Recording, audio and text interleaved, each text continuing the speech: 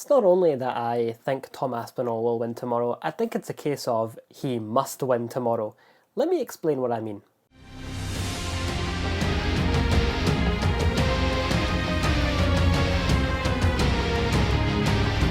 But before that, let's do a quick preview of the fight.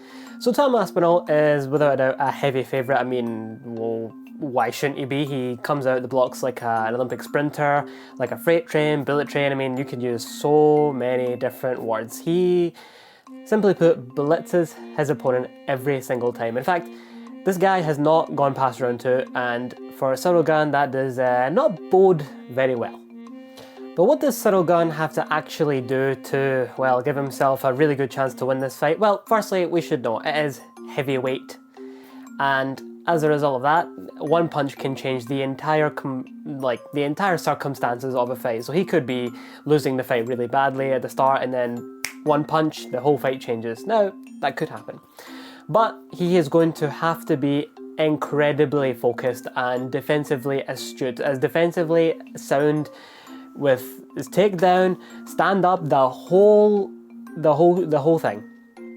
Because Tom Aspinall quickly usually gets to his opponent, takes him down, and then that's when he begins his mauling, and then after that it's only a matter of time before the official steps in or he gets a submission. So CIRYL GANE's going to have to be absolutely defensively sound. And I think in terms of how he should approach the fight, and this is a really risky strategy because you give Tom Aspinall more time, but I think a slower paced fight would suit him better, despite the disadvantages that'll come with that. I think if he can make Tom Aspinall, and it's not going to be very easy at all, he's going to have to fight at his tempo, control the distance incredibly well, but he will have to survive without a doubt the early onslaught, because if anyone has seen a Tom Aspinall fight, we all know he's going to come out so fast and he'll want to get him out of there, and he always does what he says. So from that point of view, CIRYL GANE is going to have to be very, very clued on. He might be forced to take the fight further if he can manage to survive the early onslaught, and I think because he's had that experience later on and getting to, even 5 rounds, it could come in clutch for him. But there's a lot of things that have to go his way in order for him to have real success in this fight, but I do think all the cards are stacked against him. Quick tidbit of facts and information. This statistic is absolutely frightening. If I was having to fight Tom Aspinall, an over 80% win percentage with an average time of under 6 minutes. In fact, it's only 2 minutes and like 2 seconds, as you can see on screen, but that is absolutely ludicrous. Yeah, I've got no real words. It's just fear that would strike through me if I was his opponent. Now, why do I think Tom Aspinall has to win this fight?